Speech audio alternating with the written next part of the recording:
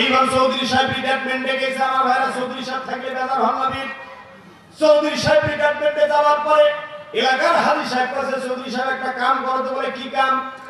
কাছে চৌধুরী সাহেব রিটায়ারমেন্টে গেছেন, এবার একটু হজে যাওয়ার নিয়ে তরফা করলেন, নিয়ে রেজিস্ট্রেশন করলো। হজে যাওয়ার সময় হয়ে গেল।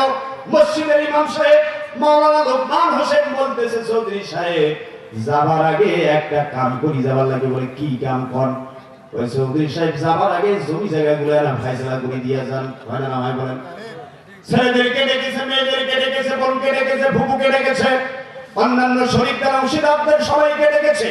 এলাকাবাসী, স্থানীয় নেতৃবৃন্দ, মুরব্বী সবাইকে ডেকেছে। বিরাট বড় মিলাদের আয়োজন করেছে। মিলাদের অনুষ্ঠানে আমার চেয়ে বড় জুব্বাগাত দিছে। দোয়ার সময় বেচারা হুলুস তুলুস করি কান্দি গাড়ি লাইনের অবস্থা। সবাই যখন খেয়ে দেয়া বাড়ি থেকে বেড়ে গেছে, বেচারা তামাম জমি জায়গা ছেলেদের নামে লিখে দিয়া, মেয়েকে ঠকায়া, বোনকে ঠকায়া, ফুপুকে ঠকায়া, শরীফদের অংশীদারদের সবাইকে ঠকায়া বেচারা মক্কা গেছে হজ করতে।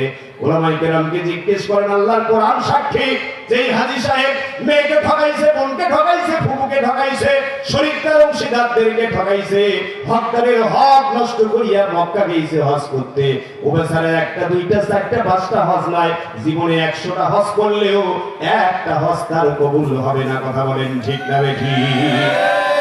আমার ভাইরা, এবার হাজী সাহেব হজ থেকে ঘুরে আসছে। হজ থেকে ঘুরে আসার পরে হাজী সাহেব কি কাণ্ড হয়েছে জানেন? হজ থেকে ঘুরে আসার পরে হাজী সাহেবের তো মেলা জমি জায়গা, ধান কাটার সময় হয়ে গেছে। 10 জন কামলা খাটাইছে। কামলার ঘরক বিকাল বেলা যখন কাজ শেষ হয়ে গেছে, কামলার ঘরক কয়েছে এখন খুচরা নাই, ডোমারও খাইছেন, বাজারও হয়েছেন, সন্ধ্যার পরে দেখা করেন।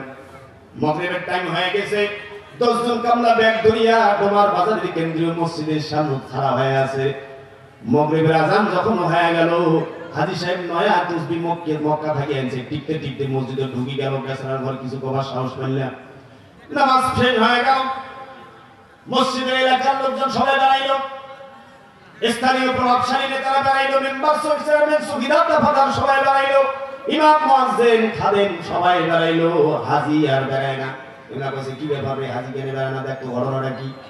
একজন কামলা জানলা ভাগ করি দেখে হাজী বেচারা এলাও সেজদা পড়িয়াছে। মারাবা সেজদা থেকে অনেকক্ষণ পর মাথা উঠাইল। নামাজ শেষ করিয়া হাজী সাহেব তাসবিহ টিপিয়া তেলাওয়াত জিকির আজকার তামাম করিয়া তোমার বাজারের কেন্দ্রীয় মসজিদ থেকে হাজী সাহেব যখন দাঁড়াইছে, 10 জন কামলা গেটত ঘিরে ধরছে। বলে, হাজী সাহেব টাকা দাও, খরচ করব। আর কামলার সন্তানেরা, একজনের সন্তান বলেছে বাবা মা জানতে হবে, আরেকজনের সন্তান বলেছে ব্রয়লার মুরগি আনতে হবে। সন্তানেরা পথ পানে চেয়ে আছে। হাজী সাহেব টাকা দিবে, সেই টাকা দিয়ে খরচ করি বাড়ি যাবে, তারপর রান্না বান্না হবে, তারপর সন্তানেরা খেয়ে ঘুমাবে। এইদিকে হাজী সাহেব যখন কইছে হাজী সাহেব টাকা দাও, কেন খরচ করবো? হাজী মহা গরম করছে, আহমদ বুঝে কি বললো, লোকটা বেড়ানবি, টাকাটা খুচরা করে দিবেন না? এখন অধৈর্য হয়ে গেলে এবার চিন্তা করছে, সে তো কথা আছে, ঠিক আছে যাও খুচরা করো। টাকা খুচরা করিবার জন্য, টাকা খুচরা করিবার জন্য বেচারা এবার ওই বাজারের বড় হোটেলটা ঢুকছে। ও বড় হোটেলটা আছে না, বড় হোটেলটা ঢুকছে। হোটেলে ঢুকিয়ে দেখে হাকিম ভাইয়ের মতো লোক, প্রভাবশালী লোক, বোল্ডার লোক আগের থেকেই হোটেল বসিয়েছে, চা খাইছে। নয়া হাজী যে কোলা কুলি গলা গুলি করিয়া এক থেকে এক বৈঠকে 3 কাপ চা ঠেকে দিয়া, দুনিয়ার তামাম রাজনীতি ঠেকে দিয়া হাজী যখন মসজিদ থেকে বেড়াইছে, ততক্ষণে কিন্তু ঈশান নামাজের সময় হয়েছে। কিসের সময়? এখন কি হইবে? ঈশান নামাজ। এখন আমার নামাজ পড়ি যাওয়ার বাবার নামাজ পড়ি গেল, ঈশান নামাজ পড়লো, ওখানে বেতের নামাজ পড়লো, নফল পড়লো, তেলাওয়াত করলো, তাসবিহ টিপতে টিপতে তাসবিহ সামকামলা উঠে ফেলাইলো। রাত 9:30টার সময় বেচারা যখন মসজিদ থেকে বেড়াইছে, ততক্ষণে ওই কামলার সন্তানেরা খেয়ে না খেয়ে ঘুমিয়ে পড়েছে। কথা বলেন ঠিক না বেঠিক? কথা বলেন। ওই যে হাজী সাহেব কামলার টাকা পকেটে চিপে রাখিয়া, দিন মজুরের টাকা পকেটে চিপে রাখিয়া, হকদারের হক নষ্ট করিয়া তেলাওয়াত করেছে, জিকির করেছে, তাসবিহ টিপতে টিপতে তাসবিহ সামকামলা উঠে বেড়াইছে। উনি মনে করেছেন ওই তাসবিহ দ্বারা তাকে জান্নাতে নিয়ে যাবে। বিশ্বাস করেন, ওই তাসবিহ দ্বারা তাকে জান্নাতে নিয়ে যাওয়া তো দূরের কথা, ওই তাসবিহ দ্বারা তার জাহান্নামে যাওয়ার কারণ হতে পারে। কথা বলেন ঠিক না? এত সোজা। আমার নবী বলেছেন, শ্রমিকের গায়ের ঘাম শুকানোর আগে, শ্রমিকের গায়ের ঘাম শুকানোর আগে ওই মাল্লির মাথায় মজুরি দিতে হবে। কার মাথায়? বুঝেন নাই কোথায়? আইলের মাথা বাইতে চাইছে। হ্যাঁ, মাঝে মাঝে অনুবাদ করে দিবেন। কার মাথায়? আইলের মাথায় মজুরি দেয়। আইলের মাথায় মজুরি দেওয়া তো দূরের কথা, 3 মাস শ্রমিককে বেতন দেয় নাই। বকেয়া বেতন আদায়ের দাবিতে রাজপথে নেমে ঈদের আগের দিন গার্মেন্টসের শ্রমিকদেরকে ঈদের আগের দিন রাজপথে নেমে আন্দোলন করতে হয়। আর সেই বৈধ আন্দোলন, ন্যায্য আন্দোলন দমন করার জন্য সালমান রহমানের মতো সন্ত্রাসীদের নির্দেশে আমার শ্রমিক ভাইদের বুকে গুলি চালানো হয়। কথা বলেন ঠিক না ঠিক? প্রত্যেক বছর মে দিবস আসে আর মে দিবস চলে যায়। ডোমার বাজারে অস্থায়ী মঞ্চ সাজায়া ইয়া বড় বড় মুসলমান নেতারা লম্বা লম্বা লেকচার দেয়। মনে হয় ওই দিনে এই শ্রমিকের অধিকার আদায় করি ছাড়ি দিবি। কথা বল না যে মে দিবস এসেছে, মে দিবস চলে গেছে, শ্রমিকের অধিকার আদায় হয় না। কথা বলেন ঠিক না ঠিক? অথচ আমার নবী বিশ্বনবী সাল্লাল্লাহু আলাইহি ওয়াসাল্লাম শ্রমিকের অধিকারের ব্যাপারে আজ থেকে 1000 বছর আগে যে বক্তব্য দিয়েছেন, বিশ্বাস করেন বিক্ষোভ মিছিলের প্রয়োজন নাই, সিম্পোজিয়াম সেমিনার সভা সমিতির কোনো প্রয়োজন নাই। আমার নবী বিশ্বনবী শ্রমিকের অধিকারের ব্যাপারে আজ থেকে 1000 বছর আগে যে বক্তব্য দিয়েছেন, আমার নবীর একটা বক্তব্য যদি বাস্তবায়ন হয়ে যেত, শ্রমিকের অধিকার ঘরে ঘরে ফিরে পেত। কথা বলেন ঠিক না ঠিক? আমার নবী শুধুমাত্র শ্রমিকের অধিকারের বক্তব্য দিয়ে শেষ করেন নাই, শ্রমিকের মর্যাদার ব্যাপারে আমার নবী বিশ্বনবী যে বক্তব্য দিয়েছেন, পৃথিবীর কোন শ্রমিক নেতা, কোন ধর্ম, কোন আদর্শ আজ পর্যন্ত শ্রমিকের সেই মর্যাদা দিতে পারে নাই। আমার নবী বিশ্বনবী বলেছেন, আল কাসিবু হাবিবুল্লাহ, শ্রমিকেরা আল্লাহর বন্ধু। আল্লাহু আকবার। শ্রমিকেরা কার বন্ধু? কথাটার ওজন বোধহয় বোঝেন নাই। শ্রমিকেরা কার বন্ধু? আরে ভাই, এখনকার যে ভাবসা, আব্দুল হাকিম ভাইয়ের বন্ধু পরিচয় দেওয়াই বিরাট ব্যাপার। কথা কন না যে আব্দুল রশিদ ভাই বন্ধু, ওরে বাবা, রশিদ ভাই মানে জামাতের জেলা আমির ছিল, তারে বন্ধু মানে কি বিরাট ব্যাপার। ঠিক না ঠিক বলে? আমার ভাইরা, আমার নবী বলেছেন শ্রমিকেরা অন্য কারো নয়, স্বয়ং বিশ্ব প্রতিপালকের বন্ধু। আল্লাহু আকবার। মর্যাদা কম না বেশি? রিকশাওয়ালা ভাইরা যারা আছেন, ভ্যানওয়ালা ভাইরা যারা আছেন, দিন মজুর, কুলি মজুর যারা আছেন, ড্রাইভার যারা আছেন, কান লাগান কোন নেতার নামে এতদিন স্লোগান দিয়েছেন। আমার নবী বিশ্বনবী সাল্লাল্লাহু আলাইহি ওয়াসাল্লাম একদিন বাজারে গেলেন। তরকারি বাজারে যাওয়ার পরে একজন সাধারণ তরকারি বিক্রেতা, খুচরা তরকারি বিক্রেতা, বিশ্বনবী পিছন দিক থেকে গিয়ে খুচরা তরকারি বিক্রেতার চোখ চিপে ধরেছে। আরে চোখ কে কার চিপে ধরতে পারে? চোখ চিপে ধরে, পিছন দিক থেকে চোখ চিপে ধরে মানুষ মানুষের সাথে মজা করে। এটা একটা সুন্দর ব্যাপার। কথা বলেন ঠিক না ঠিক? আমি মনে করেন ডোমার বাজারে এসেছি, আমার বড় ভাই নুর ইসলাম ভাই, আমরা একসাথে ইসলামী আন্দোলন করেছি, ছাত্র সংগঠনের দায়িত্ব পালন করেছি। যদিও উনি আমার অনেক সিনিয়র, পিছন দিক থেকে আমার চোখ চিপে ধরেছে, বলেছে বলেন তো আমি কে? আমি বললাম ভাই আমি চিনতে পারি নাই। আমি যখন চোখ খোলার পরে দেখবো আমার ভাই নুর ইসলাম ভাই আমার সাথে মজা করছে, তখন আমাদের সম্পর্কটা আরো মধুর হয়ে যাবে। কথা বলেন ঠিক না ঠিক? বিশ্বনবী পিছন দিক থেকে তরকারি বিক্রেতার চোখ চিপে ধরেছে, বলে বলেছে বন্ধু বলো তো আমি কে? তরকারি বিক্রেতা বলেছে আল্লাহর নামে শপথ করে বলছে আমি তোমাকে চিনতে পারি নাই, দ্রুত বলো আমি কে? আমার নবী বিশ্বনবী বলেছেন তুমি আমাকে চিনতে পারছো না বন্ধু, আমি তোমার বন্ধু মুহাম্মদ। আল্লাহু আকবার। চোখ খোলার পরে সত্যি সত্যি তরকারি বিক্রেতা যখন দেখেছে বিশ্ব নবী পিছন দিক থেকে তার চোখ চেপে ধরেছে আর বলেছে আমি তোমার বন্ধু মুহাম্মদ।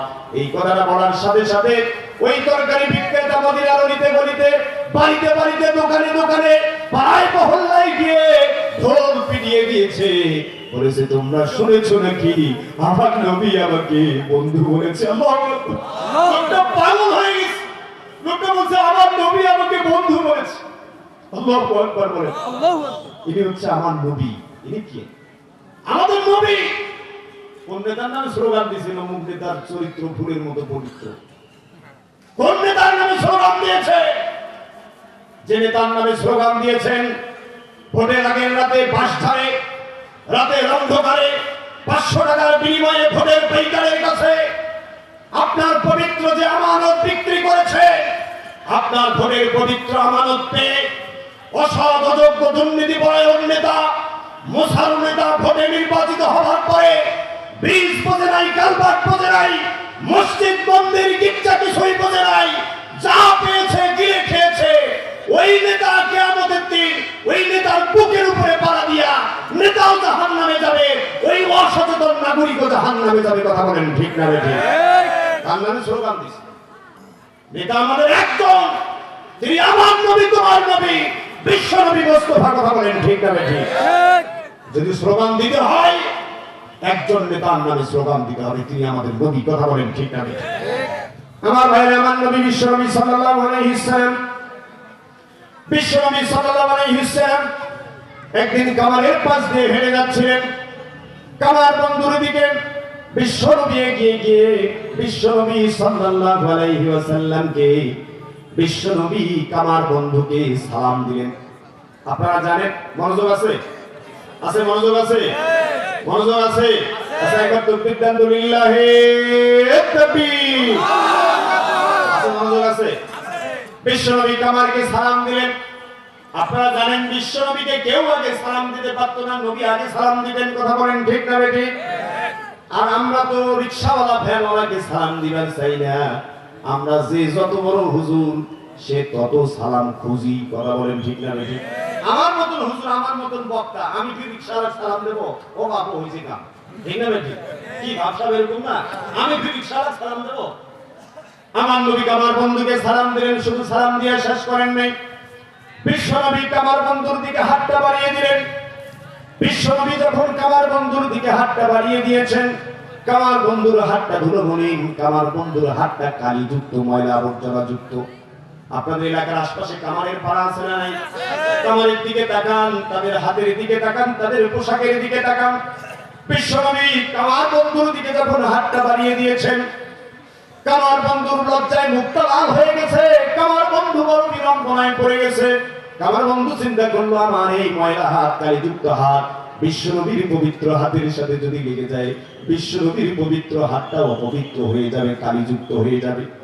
বিশ্ব নবী বুঝতে পেরেছেন কামার বন্ধু লজ্জায় মুখটা লাল হয়ে গেছে, বিড়ম্বনায় পড়ে গেছে। কামার বন্ধু হাতটা বাড়িয়ে দেওয়ার পরিবর্তে হাতটা লুকিয়ে রেখেছে। বিশ্ব নবী কামার বন্ধুর লুকিয়ে থাকা হাতটা লুঙ্গির ভিতর থেকে বের করলেন। আমার নবী বিশ্ব নবী কামারের হাতের সাথে নিজের হাত মুসাফা করলেন। শুধুমাত্র মুসাফা করে শেষ করেন নাই, আমার নবী বিশ্ব নবী কামার বন্ধুর কালিযুক্ত হাতে চুম্বন করে দিলেন।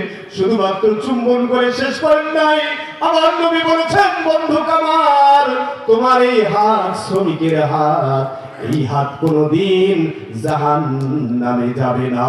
আল্লাহু আকবার, আল্লাহু আকবার, আল্লাহু আকবার। দেখেছেন শ্রমিকের মর্যাদা? সেই শ্রমিকের অধিকার নষ্ট করে, সেই শ্রমিকের হক নষ্ট করে এমন লোক আছে, এমন লোক আছে নামাজ পড়ে 5 ওয়াক্ত, রিকশাওয়ালা ভাড়া দেওয়ার সময় ক্যাডের ম্যাডের করে আছে না নাই? বলে হুজুর রিকশাওয়ালা ঘর পাপা সিটা, রিকশাওয়ালা ঘর শয়তান, 10 টাকার ভাড়া 50 টাকা চাই সুযোগ পাইলে, এরকম বলে কিনা? আমার বন্ধু কান লাগান, ভাইয়ের আমার গভীর মনোযোগ দেন। ওই রিকশাওয়ালার সাথে ভাড়া দেওয়ার সময় সেখানেও আল্লাহর গোলামি আছে না নাই? বলবেন যে হুজুর রিকশাওয়ালার সাথে ভাড়া দেওয়ার সময় ওটা কি কিসের আল্লাহর গোলামি? 20 টাকার সিগারেট নোট কাউকে দিয়ে চালাইতে পারেন নাই, নামাজ পড়ি বেড়াইছে 20 টাকা দিয়ে তোমার গেছেন, সিগা 20 টাকা কাউকে দিয়ে চালাইতে পারেন নাই। ভাড়া দেওয়ার সময় রিকশাওয়ালাকেও অমনোযোগী দেখিয়া সিগা 20 টাকা টোকলা করিয়া রিকশাওয়ালা মারি দিছে। আছে না নাই বলেন? আছে ভাই, এরকম সিগার তোমার কি নাই? আমাদের কি আছে? আছে? ওরে বাবা, ঠকে বেড়ার লোভে বালু করে রিকশাওয়ালা ঠকালু। আছে না নাই বলে? আমার ভাইরা, সেদিন রিকশার ফার্মেসির দোকানে মারাত্মক একটা ঘটনা শুনেন। 500 টাকার সিরা ফাল্লানো টোকলাটা, ঔষধের টোকলাটা ঘুরিয়ে দিচ্ছে ফার্মেসির মালিক। আর ওই 500 টাকা ধরিয়া ধান্দা নাকি খারাপ হয়ে আছে রিকশাওয়ালা। আমি উপস্থিত হইলাম ওখানে, ভাই কি খবর? বলছে ভাই দেখেন তো এই 500 টাকা কি আমি কি কাহ নিবে? আমি রিকশাওয়ালা ঝাড়ি দেওয়া বলে আহাম টাকা দেখিয়ে নিবো রে। বলছে হুজুর কি আর কব, এই টাকাটা একটু আগে আপনার মতো একজন ভদ্রলোক ভাড়া হয়েছে 30 টাকা, 470 টাকা গণি দিয়ে এই 500 টাকা নিলাম একটু আগে। আমি বলছি তা টাকা গণি নিব তো ভালো কথা, তুই টাকা দেখি নিব না। তখন কি কথা জানেন, হুজুর কাছে যখন ওই ভাড়া দিবার সময় হয়েছে তো ওই সময় আমার মোবাইলে যাচ্ছে কল, আর ইশারা মোবাইলে যখন কল আছে তখন রিংটোন আসতে বাজে না জোরে বাজে, হ্যাঁ এক করে ভাটান গুলি বাজে উঠছে। আর বেচারা তো মনে করেন টাপাস করে মোবাইলটা ধরিয়া কানত লাগিয়া নবী ঠেকা থাকিয়া টাকা খুলিয়া 470 টাকা বুঝিয়া দিয়া 500 টাকা বুঝিয়া দিয়া ওই 500 টাকা আর চলেন না ভাই। আরে ওই লোকটা হয়তো কিবা নামাজি লোক হইতে পারে, কথা বলেন ঠিক না বেশি? আরে দুনিয়াটা ঠকানোর লোক পাইলেন না, রিকশাওয়ালাকে ঠকাইছে। যেই লোকটা রিকশাওয়ালাকে ঠকায়, ভ্যানওয়ালাকে ঠকায়, হকদারের হক নষ্ট করে, দিনমজুরের হক নষ্ট করে, ওর নামাজ কালাম ইবাদত একটা আল্লাহর দরবারে কবুল হবে না, কথা বলেন ঠিক না? আপনি নামাজ পড়েন নাই, আল্লাহ চাইলে তওবা করলে আল্লাহ maaf করতে পারেন। রোজা রাখেন নাই, আল্লাহ চাইলে তওবা করলে আল্লাহ maaf করতে পারেন।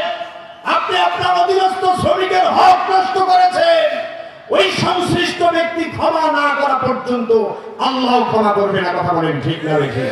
আমার ভাইরা, আল্লাহর গোলামি এক জায়গায় নয়, সব জায়গায় মানতে হবে। বিশ্বাস করেন, শ্রমজীবী জনতার অধিকারের ব্যাপারে সবচেয়ে বেশি সতর্ক থাকতে হবে। আমার নবী বিশ্বনবী সাল্লাল্লাহু আলাইহি সাল্লাম মৃত্যু সজ্জায় যখন শহীদ হয়েছেন, কান লাগান, গভীর মনোযোগ দেন। যুবক ভাইয়েরা শোনেন, তরুণ তরুণী ছাত্র ছাত্রী যারা আছেন শোনেন, দিনমজুর যারা আছেন, শ্রমজীবী যারা আছেন, কান লাগান, গভীর মনোযোগ দেন। আমার নবী বিশ্বনবী মৃত্যু সজ্জায় শহীদ। বিশ্বনবী সাল্লাল্লাহু আলাইহি সাল্লাম কিছুক্ষণ পর পর জ্ঞান হারিয়ে ফেলছেন। জ্ঞান ফেরার সাথে সাথে বিশ্বনবী আস্তে আস্তে কি যেন বলতেছেন। হযরত আয়েশা রাদিয়াল্লাহু আনহা বিশ্বনবীর মাথা, হযরত আয়েশা রাদিয়াল্লাহু বুঝতে পারছিলেন বিশ্বনবীর শেষ সময় চলছে। শেষ সময় আমার নবী কি বলছে কান লেগে হযরত আয়েশা শোনার চেষ্টা করতেছিলেন। হযরত আয়েশা রাদিয়াল্লাহু কান লাগিয়ে শুনছেন। বিশ্বনবী সাল্লাল্লাহু আলাইহি ওয়াসাল্লাম মৃত্যু সজ্জায় শহীদ অবস্থায় আস্তে আস্তে করে একটা বাক্য বারবার পাঠ করছিলেন, একটা বাক্য বারবার পাঠ করতেছিলেন। সেটা কি জানেন? আমার নবী বিশ্বনবী বললেন, আসসালাত আসসালাত ওয়া মা মালাকাত আইমানুকুম, নামাজ ছেড়ো না, নামাজ ছেড়ো না, আর শ্রমিকের অধিকার নষ্ট করো না। আল্লাহু আকবার। ওয়া মা মালাকাত আইমানুকুম, বিশ্বনবী জীবনের শেষ কথা বলেছেন, শ্রমিকের অধিকার নষ্ট করো না, অধীনস্থদের অধিকার নষ্ট করো না। তোমাদের অধীনস্থ যারা স্ত্রী, সন্তান, কাজের লোক, তাদের অধিকার নষ্ট করো না। আমার ভাইরা, কত মানুষকে জীবনে ঠকাইছি, কত মানুষের হক নষ্ট করেছি। বিশ্বাস করেন, আপনার নামাজে কমতি থাকতে পারে, জীবনে এক রাকাত নফল নামাজ পড়েন নাই, ওলামায়ে কেরাম আছেন, জিজ্ঞেস করেন, আপনাকে এই বিষয়ে জিজ্ঞাসিত হতে হবে না। আপনি জীবনে কোনোদিন কোরআন তেলাওয়াত করতে পারেন নাই, জিকির করতে পারেন নাই, দান খয়রাত করতে পারেন নাই, নফল ইবাদত করতে পারেন নাই, এই বিষয়ে আপনি জিজ্ঞাসিত হবেন না। কিন্তু আপনার অধীনস্থ শ্রমিক, আপনার অধীনস্থ মানুষদের হক নষ্ট আপনি করেছেন, বিশ্বাস করেন 100 বার হজ করলেও কাম হবে না, কথা বলেন ঠিক না? আমার ভাইরা, মানুষের অধিকারের ব্যাপারে আমার ভাইরা খুব মনোযোগ দিয়ে একটা মারাত্মক কথা বলতে চাই। এই শ্রমজীবী মানুষ, এই রিকশাওয়ালা, ভ্যানওয়ালা, জীবনে বহু সাবজেক্টের উপরে ওয়াজ হয়, রিকশাওয়ালা, ভ্যানওয়ালা সাবজেক্টের ওয়াজ সাধারণত কম হয়, কথা বলেন ঠিক না? কথা বলেন ঠিক। আমরা তো আমাদের সমাজে রিকশাওয়ালা, ভ্যানওয়ালা, দিনমজুর, কুলিমজুর, শ্রমজীবী মানুষ যারা, ওদেরকে হিসাব থেকে মোটামুটি বাদে দিছি। কারণ কি? আরে ওই রিকশাওয়ালার ভোটের যে মূল্য, মাওলানা আব্দুল হাকিমের ভোটের একই মূল্য, কথা কোন আছে? কথা বলেন। ওই দিনমজুরের ভোটের যে মূল্য, ওই বিএনপির সভাপতি, আওয়ামী লীগের সভাপতি, তার ভোটের একই মূল্য, কথা বলেন ঠিক না? বাদ দিলেন কেন? হিসাব থাকিয়া কয়েছে লাখ সাত হয়ে আমার ভোট নেওয়া যায়, কথা বলেন। হ্যাঁ, পয়সা দিয়ে ভোট কিনা যায়। বিশ্বাস করেন, আপনাদের একটা তথ্য দেই, এদেশের অর্ধেকেরও বেশি জনগোষ্ঠী সরাসরি কায়িক পরিশ্রম করে খেটে খায়, দিনমজুর। শ্রমজীবী মানুষ অর্ধেকেরও বেশি। এ বিশাল জনগোষ্ঠীকে বাদ দিয়া বাংলাদেশে কখনোই ইসলামের বিপ্লব সম্ভব নয়। কথা বলেন ঠিক না ঠিক? আমার ভাইরা, শ্রমিক ভাইদের কোনো দোষ নাই, বরং শ্রমিকের অবদান সকল ক্ষেত্রে সবচেয়ে বেশি। কথা বলেন ঠিক না ঠিক? স্বাধীনতার আন্দোলন বলেন আর 24-এর গণ অভ্যুত্থান বলেন, আপনারা কি মনে করছেন গণ অভ্যুত্থানে আন্দোলনে খালি ছাত্র ঘরে জীবন দিছে? হ্যাঁ, সাভারে যাত্রাবাড়িতে যারা জীবন দিয়েছে তাদের বেশিরভাগ ম্যাক্সিমাম মানুষ হচ্ছে গার্মেন্টসের শ্রমিক, বিভিন্ন কোম্পানির শ্রমিক। কথা বলেন ঠিক না ঠিক? জানেন খবর? জানেন না? আমার নবীর আন্দোলনেও সবচেয়ে বেশি ত্যাগ কোরবানি খেটে খাওয়া দিনমজুর দাস গোলাম শ্রেণীর মানুষদের। কথা বলেন ঠিক না ঠিক? না আমার ভাইরা, অথচ আপনি হিসাব থেকে বাদ দিচ্ছেন। এটা ঘটনাটা কেমন ঘটে শোনেন। মনে করেন হাকিম ভাই ভোট দাঁড়াইছে, ভোট দাঁড়ায় নাই? আরে ভাই কথা বল না, দাঁড়াইছে, ভোট দাঁড়াইছে, চান্দিনাপাড়া যাচ্ছে। এখন চান্দিনাপাড়া ভিআইপি লোক হচ্ছে এই লোকটা, ভদ্রলোকের নাম কি? আশরাফ ভাই। আর এই যে লোকমান ভাই এবার বাড়ি যাচ্ছে। লোকমান ভাই আর আশরাফ ভাই বাড়ি, এমরা যে ভিআইপি লোক, মোটা তাজা লোক, বুঝছেন না, এমার বাড়িতে আগত দিয়েছে জিয়া। লোকমান ভাই আর আশরাফ ভাই মিলিয়া ধরে গেছে আর একজন নেতার ভাই, কইছে ওর হাতত মেলা ভোট, হাতও উঠে যায়। ওইঠে জিয়া ও হাকিম ভাইকে করে মনে করেন দুনিয়ার তামাম পরিচয় দিয়া কইছে আপনার বাপ দাদা 14 গোষ্ঠী সবারই ভোটের কাম আমরা করছি, আমার এলাকার মেলা অভিজ্ঞতা আছে। কইছে হাকিম ভাই ডাকে নিয়ে গিয়ে দোলাবাড়ি নিয়ে গেছে। কইছে এই যে উত্তর পাড়াটা দেখেছেন না, উত্তর পাড়াটা কি পাড়া? কইছে এই উত্তর পাড়াটা হাকিম ভাই আইতে ভাই দেখো উত্তর পাড়াটা, এটা 1000 ভোট আছে। কয় হাজার? 1000। বোঝেন নাই কোথায়? কইছে এই 1000 ভোট, কইছে এটা গোটা আমার মামু পাড়া। কি পাড়া? মামু পাড়া। কইছে এটা একটা লোকও আমার বাইরে ভোট দেয় না। মানে কি জানেন? মানে 1000 লোকের মাথা কাছে ঘেরা পড়েছে। এটা হচ্ছে ভোটের পাইকা। কিসের পাইকা? কিসের পাইকা? আমরা দুর্ভাগ্যজনক ভাবে অনেক ইসলামপন্থী মানুষও অনেক সময় এই ধরনের লোকদের কাছে আমরা মানে আকৃষ্ট হয়ে যাই, এবং ওই সাধারণ শ্রমজীবী মানুষ, ওই দিন মজুর, কুলি মজুর, ঠেলাওয়ালা, রিক্সাওয়ালা, এদেরকে আমরা অতটা হিসাব করি না। কথা বলেন ঠিক না ঠিক? বিশ্বাস করেন, ইসলামী আন্দোলনের কর্মী সমর্থক শুভাকাঙ্ক্ষী যারা সাধারণ শ্রমজীবী জনতার কাছে যান, আমার বিশ্বাস ওই রিক্সাওয়ালা, ওই ভ্যানওয়ালা, তারা যদি একবার আপনাকে বুক দেখায়, সে কোনোদিন আপনাকে পিঠ দেখাবে না। কথা বলেন ঠিক না ঠিক? তাদের কাছে ইসলামের সুমহান আদর্শের দাওয়াত নিয়ে যদি পৌঁছতে পারেন, ইসলামের সৌন্দর্য যদি তাদের সামনে উপস্থাপন করতে পারেন, তাহলে ওই লোকটা সহজেই ইসলামে আকৃষ্ট হবে। আর ওই কাপ্পা, ওই ভোটের ভাইকা, ওই যে নিজে কয়টা হয় তার কোনো ঠিক ঠিকানা নাই। কথা বলেন ঠিক না ঠিক? কথা বলেন। আমার ভাইরা গভীর মনোযোগ দেন। শ্রমিকের অধিকার মস্ত বড় জিনিস। আমার নবী বিশ্বনবীর দরবারে একজন শিল্পপতি সাহাবী এসে বললেন, ইয়া রাসূলুল্লাহ, ইয়া হাবিবাল্লাহ, আমার অনেক বড় একটা কারখানা আছে, আমার অনেক বড় একটা বাগান আছে, অনেকগুলি বাগান আছে। হুজুর, আমার বাগানে হাজার হাজার শ্রমিক কাজ করে। হুজুর, শ্রমিকদের ব্যাপারে একটা কথা জিজ্ঞেস করতে এসেছি। আমার নবী বিশ্বনবী বলেন, শ্রমিকের নামে নালিশ করতে এসেছো নাকি? সাহাবী বলে, ইয়া রাসূলুল্লাহ, বিশ্বাস করেন শ্রমিকের ব্যাপারে নালিশ করতে আসি নাই, তবে সমস্যার সমাধান চাইতে এসেছি। বিশ্বনবী সাল্লাল্লাহু আলাইহি সাল্লাম বললেন, কি সমস্যা জানতে চাই? ওই বড়লোক সাহাবী, শিল্পপতি সাহাবী রাসূলকে বললেন, ইয়া রাসূলুল্লাহ, ইয়া হাবিবাল্লাহ, শ্রমিকেরা মূর্খসূর্খ মানুষ, তারা বারবার ভুল করে কথা শোনে না। হুজুর, ডাইন কইলে বাম দিকে যায়, উত্তর কইলে দক্ষিণ দিকে যায়। সাধারণত শ্রমিক শ্রেণীর মানুষরা কম শিক্ষিত লোক হওয়ার কারণে অল্প কথায় বোঝে না। কথা বলেন ঠিক না ঠিক? এটা বাস্তব। এইবার সাহাবী রাসূলকে বলেন, ইয়া রাসূলুল্লাহ, ইয়া হাবিবাল্লাহ, আমি যদি ডাইনে বলি আমার শ্রমিকেরা বামে যায়, উত্তর কইলে দক্ষিণে যায়, কথা শোনে না, কথাও বোঝে না। হুজুর, কি করতে পারি? ইয়া রাসূলুল্লাহ, ইয়া হাবিবাল্লাহ, সারাদিন বড়ই বিরক্ত করে। হুজুর, আমার শ্রমিকদেরকে আমি সারাদিন কত আর ক্ষমা করবো? হুজুর, কত আর ক্ষমা করতে পারি? আমার নবী বিশ্বনবী সাহাবীর প্রশ্নের এক ঐতিহাসিক জবাব দিয়েছেন। কান লাগান শ্রমিক বন্ধুরা, কান লাগান। রিকশাওয়ালা, ভ্যানওয়ালা, কুলি মজুর যারা আছেন, কান লাগান। আমার নবী বিশ্বনবী ওই শিল্পপতি সাহাবীর প্রশ্নের এক ঐতিহাসিক জবাব সেদিন দিয়েছেন। আমার নবী বিশ্বনবীর রেখে দেওয়া ইসলামী শ্রমনীতি যদি বাংলাদেশে বাস্তবায়ন হয়, তাহলে বিশ্বনবীর ওই বক্তব্যটাও আইন হিসাবে পাস হয়ে যাবে। আল্লাহু আকবার বলেন। কি বলেছেন আমার নবী বিশ্বনবী? বিশ্বনবী বলেছেন, তুমি সারা দিন, তুমি প্রত্যেক দিন দিনে কমপক্ষে একজন শ্রমিককে কমপক্ষে 70 বার ক্ষমা করবে। আল্লাহু আকবার। কয়বার? 70 বার। হ্যাঁ, আচ্ছা এবার বলেন তো, একটা লোক কি ডেইলি 70 বার ভুল করে? ডেইলি 70 বার ভুল করে?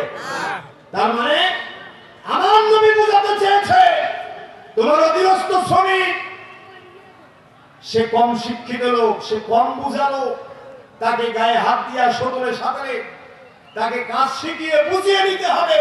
খবরদার শ্রমিকের গায়ে হাত তোলা যাবে না, শ্রমিককে ধমক দিবা না। আমার নবী বিশ্বনবী এটাই বোঝাতে চেয়েছেন। কথা বলেন ঠিক না ঠিক? আপনি চিন্তা করতে পারেন যে হুজুর এটা কি সম্ভব নাকি? শ্রমিকের ধমক না দিলে কি বোঝে নাকি? আসলে আমি বলেন, তাহলে এবার নবীর জীবন থেকে আপনাকে উদাহরণ দিতে চাই। আমার নবীর একজন শ্রমিক ছিলেন, দিন মজুর ছিলেন। আমার নবীর কাছে 10 বছর রাসূলের খাদেম ছিলেন। সাহাবীর নাম ছিল হযরত আনাস রাদিয়াল্লাহু। বিশ্বনবীর সাহাবী হযরত আনাস রাদিয়াল্লাহু বিশ্বনবীর খেদমতে 10 বছর ছিলেন। 10 বছর বিশ্বনবীর খেদমতে থাকা অবস্থায় কি হয়েছে জানেন? হযরত আনাস রাদিয়াল্লাহু বলেছেন, 10 বছর বিশ্বনবীর খাদেম ছিলাম। একদিনের জন্য আমার নবী আমাকে বলে নাই, আনাস এই কাজটা কেন করলে, কিংবা এই কাজটা কেন করলা না, কিংবা আমার কোন কাজের জন্য নবী একদিনের জন্য আমাকে জবাবদিহি করে নাই। জোরে বলেন সুবহানাল্লাহ।